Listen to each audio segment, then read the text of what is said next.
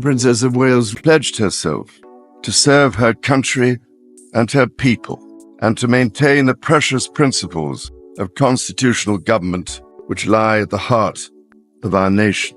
The decision was not announced with trumpets, ceremony, or cheering crowds. It arrived behind closed palace doors, written in the king's unmistakable hand, and sealed before anyone could challenge it. King Charles had ordered Camilla's entire crown tiara collection transferred into the custody of Princess Catherine. Within minutes, the royal household understood the truth. This was not a temporary arrangement. It was a final judgment. Before we go deeper into what this really means for the royal family, make sure to subscribe so you don't miss a single update. Charles sat alone with a crimson folder before him, its pages listing tiaras, necklaces, brooches, and ceremonial jewels tied to Camilla's public role. He read the transfer order, stopped at Catherine's name, then placed his pen beside the signature in silence. The crown collection, meaning jewels held for official royal service rather than private ownership, was no longer under the queen consort's control. The king had directed that the pieces be placed in the princess's custody for state banquets, diplomatic receptions, and major ceremonies where the monarchy displays continuity. Camilla heard the decision in her private sitting room. An aide read from the signed document while she gripped the arm of her chair until her fingers stiffened. When the reading ended, she asked one question: had Charles signed it himself? The aide confirmed that he had. She lowered her eyes. That answer cut deeper than any palace explanation, because it meant her husband had not merely accepted the decision, he had created it. Catherine entered the king's office expecting a discussion about upcoming duties, but the sealed inventory changed the air. Charles explained that the transfer was final, and that the pieces would support her future role. She did not smile. She asked whether Camilla already knew, and the monarch understood that the princess saw the pain beneath the privilege. The honor placed Catherine closer to the center of royal life, yet it also placed her inside a wound she had not caused. William read the order after her. The Prince of Wales, the title traditionally held by the heir to the British throne, stopped at one clause and read it twice. The collection could not be returned without written approval from both the sovereign and the future king. Charles had made reversal almost impossible. A courtier then noticed several historic pieces were already missing from Camilla's dressing vault. Empty cases stood in a neat line, proving the transfer had begun before the household knew. The jewels had moved first. The explanation would come later, because behind every locked jewel case stood 3 people carrying very different wounds, and the transfer had just forced those wounds into the open. To the public, the transfer appeared to be about diamonds, inheritance, and royal rank. Inside the family, it was about something far more painful: trust. Charles saw a monarchy slipping toward uncertainty. Camilla saw years of loyalty being erased with one signature. Catherine saw a burden arriving before she was ready to carry it. The jewels were silent, but the people receiving and losing them were not. Charles felt the pressure before the household had fully understood the order. During a quiet breakfast meeting, he studied a list of upcoming state engagements and noticed Catherine's name appearing beside duties once expected of Camilla. The king did not need an advisor to explain what that meant. The transition had already begun in public, even if no one inside the family was ready to admit it. State engagements, official events where senior royals represent the crown, were becoming tests of who carried authority now and who would carry it next. Catherine understood that every appearance would be judged differently from this moment forward. A tiara would no longer be seen as decoration. It would be read as a message about succession, meaning the planned passing of royal duty and authority from one generation to another. The princess felt that weight immediately. She knew admiration could turn into accusation within hours, and she feared the collection would make her look ambitious when she had asked for nothing. Camilla faced the loss in silence. She stood before a mirror while an attendant reached for a diamond tiara on its display stand. The queen consort raised one hand and stopped her. Then she touched the empty velvet cushion beneath it and whispered that she had believed these pieces would leave her only when her public service was finished. The attendant lowered her eyes, But Camilla remained still, wounded by the knowledge that the crown had moved ahead without waiting for her consent. William tried to guide Catherine through the danger. He told her privately that refusing the collection could look like rejecting Charles's confidence. The future king understood that such a refusal might weaken the succession plan and embarrass his father. She answered that accepting it could look like taking something from Camilla while the older woman was still serving. Compassion pulled her one way, duty pulled her the other. Charles had chosen Catherine for more than popularity. He believed the jewels needed to become part of a controlled plan led by the future king and queen, not left vulnerable to private resentment or household rivalry. Yet Camilla had already begun to suspect something darker. She learned that the transfer inventory contained handwritten notes recording denied requests, changed arrangements, and unexplained delays involving pieces meant for Catherine. Someone had been documenting every act of resistance. The truth was now impossible to bury. This conflict had not started with the signed order. It had started during one royal ceremony, when a missing tiara, a locked door, and a furious private exchange turned quiet mistrust into open defiance. And when the palace looked back for the moment, everything changed. Every path led to one disastrous evening that none of them could forget. Weeks before the transfer order, the palace had prepared for a state banquet meant to display unity, elegance, and control. Instead, one missing jewel triggered a private crisis. Catherine had been assigned a historic tiara for the evening. Yet hours before the guests arrived, the piece vanished from the approved selection. What followed behind a locked dressing room door became the incident Charles could neither excuse nor forget. Catherine entered the dressing room, expecting a final fitting, and found her staff gathered around an open presentation case. The space inside was empty. The Commonwealth Unity Banquet, a formal dinner held to honor representatives from nations linked to the crown, was only hours away, and the princess had been scheduled to wear the lotus diamond tiara. Charles had approved the choice in writing because the piece carried a clear message. One generation was preparing the next to step forward. The missing jewel changed everything. Catherine's dresser checked the security log again, then confirmed that Camilla had ordered the tiara returned to her private vault that morning. The queen consort had claimed it was reserved for another engagement, but no such event appeared on the official calendar. She had not simply changed a wardrobe decision, she had directly overruled the king's instruction. Catherine refused to let panic spread. She told her staff to find another piece, and warned them not to discuss the incident outside the room. Yet when William entered, he found her sitting beside the open case, silent and pale. The prince asked what had happened, and she gave him the answer without anger. That restraint disturbed him more than fury would have. He understood she had been placed in an embarrassing position again, with no warning and no chance to defend herself. Charles confronted Camilla in a small antechamber before the banquet. No advisors stood between them. The king asked why she had countermanded his written approval, and she answered that she would not be treated as a temporary custodian whose belongings could be reassigned without consultation. He reminded her that crown property meant jewels held for royal duty, not private ownership. She did not step back. Camilla then placed the vault key on the table between them. She did not slide it toward Charles. The monarch looked at the key, then at his wife, and told her that personal resentment could not govern the crown. The queen replied that neither could succession be used to erase her before her service was over. In that moment, the disagreement became something far more dangerous than a dispute over diamonds. Catherine eventually appeared, wearing a less important piece, but senior courtiers noticed the change immediately. The approved banquet records were quietly amended, and Charles ordered a confidential review of every jewel under Camilla's control. What began as one missing tiara soon exposed delayed loans, competing instructions, and a pattern of resistance he could no longer dismiss. By the time the king called Camilla into his private library, he was no longer asking for an explanation. He was preparing to take control.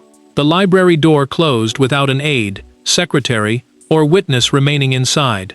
Charles stood beside a table covered with inventories. Camilla remained near the entrance, refusing the chair offered to her. Between them sat the evidence of every delayed loan, every altered instruction, and every jewel turned into a private battlefield. Then the king asked one question that stripped away every royal title. "Why did you force me to choose?" Charles kept his voice low, but the anger beneath it was unmistakable. He explained that the collection belonged to the crown's ceremonial structure, meaning the system that controls how royal symbols are used for official duty, not to any private household. The banquet incident had proved the arrangement could be weakened by personal conflict. One missing tiara had embarrassed Catherine, challenged his authority, and exposed a problem he could no longer ignore. Camilla pushed the offered chair aside. She told him the pieces had been entrusted to her because she was queen, and had stood beside him through years of service, criticism, and public judgment. Removing them while she remained active would not look like careful planning. It would look like a demotion hidden behind polite language.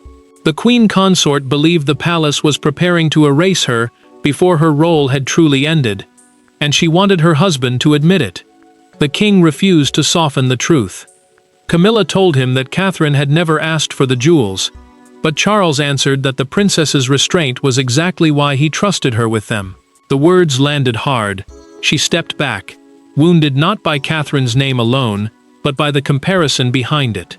In that moment, trust itself became the weapon between them.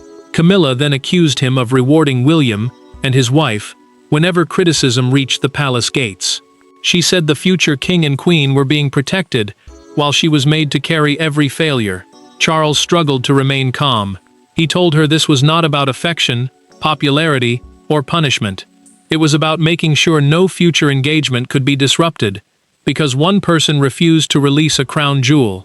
The king opened the review file and revealed 3 more occasions when approved pieces had been withheld from Catherine's team until the final hours. Camilla called them misunderstandings, but he had already signed preliminary custody instructions. The paperwork had moved beyond discussion. Silence followed. Camilla finally asked whether the decision was complete. Charles did not answer at once. He lifted the transfer order, turned it toward her, and allowed his signature to speak first. She stared at the page, then told him the palace would call it succession planning, but the family would know it was punishment. Camilla left without taking the chair, the file, or the last chance to change his mind. Yet the true force behind the order reached far beyond that room. For the king had not acted on anger alone. Behind his signature stood a carefully constructed plan involving William, Catherine, and the future control of the crown itself. Charles's signature ended the argument, but it did not explain the machinery behind it. The transfer had been prepared through confidential inventories, revised custody rules, and a succession framework that placed William and Catherine at the center of the monarchy's ceremonial future. This was not a husband reacting in anger.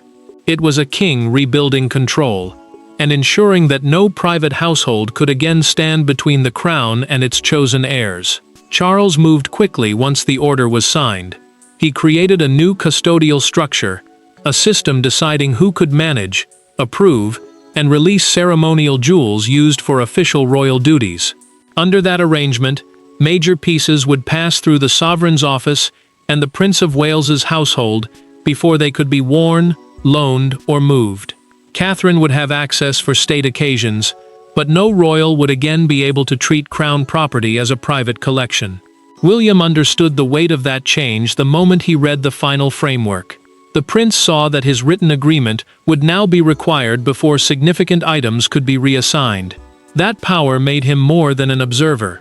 It made the future king an active guardian of the monarchy's ceremonial inheritance. Yet his first concern was not authority. It was Catherine.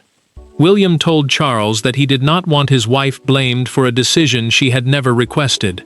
The king answered that leadership often meant carrying resentment created by choices others were too afraid to make.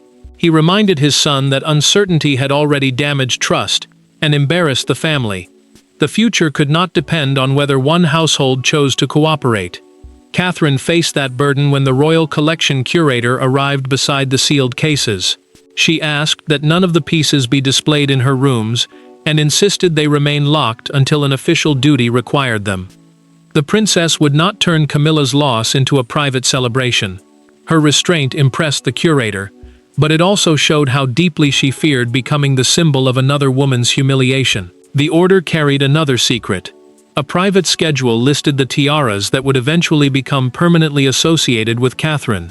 Several pieces once presented as Camilla's signature jewels now appeared beneath a new designation, reserved for the future queen. The meaning was unmistakable. The palace had already begun defining the next reign. Charles went further. He removed Camilla's authority to approve jewel loans to other royal women. She could still request pieces for official engagements, but the final decision now rested elsewhere. Her influence had not merely been reduced. It had been redirected out of her hands. The new system soon moved from paper into practice. Staff received different instructions. Vault access was rewritten. Every routine changed. The transfer had existed first as ink on paper, but when the first locked cases began leaving Camilla's rooms, the emotional fallout became brutally real. The fallout did not begin with a palace announcement. It began with the sound of metal clasps closing. One by one, jewel cases were checked, sealed, and carried from Camilla's private dressing rooms.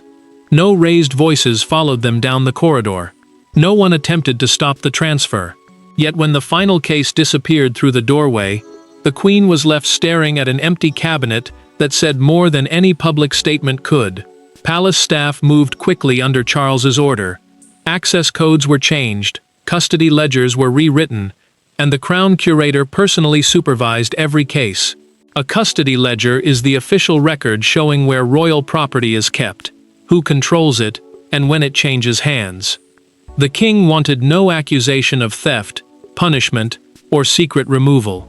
Every clasp, key, and signature had to prove that the transfer came from royal authority. Catherine's household prepared a secure receiving room, but she gave one firm instruction: no photographs, no celebration, and no unnecessary conversation. The princess understood that each practical step taken for her benefit deepened Camilla's humiliation elsewhere. She had gained access to symbols of the future, yet she refused to behave as though another woman's pain were a victory. Camilla waited until the last case had gone. Then she opened the cabinet, touched the bare shelf, and asked her longtime dresser to leave. The queen consort held herself together until the door closed. Only then did the silence break her. Those jewels had never simply been diamonds to her. They had marked years of standing beside Charles, facing judgment, and earning a place she believed the palace had finally accepted. Charles entered later, and found her seated without speaking. The king told her the order did not erase everything she had done beside him. Camilla looked at him and answered that he had removed the symbols through which those years were publicly recognized. He tried to speak again, but she turned away. Reassurance could not restore what his signature had taken. The consequences spread immediately. Aides learned that Camilla had withdrawn from an upcoming reception where Catherine was expected to wear one of the transferred tiaras. Officially, the absence became a scheduling adjustment, meaning a polite palace explanation used to hide private difficulty. Inside the household, no one believed it. Catherine then refused to wear that tiara and selected a modest alternative. Charles recognized compassion in the choice. William saw danger. The prince warned that hesitation could make the new order look uncertain, but she would not turn duty into cruelty. The deadlock had moved beyond files and formal messages. Staff could not solve it. Charles could not command it away. William could not protect his wife from it. And when the two women finally faced each other in private, the future queen made a choice that changed the meaning of the entire transfer. There were no advisors in the room, and no prepared remarks on the table.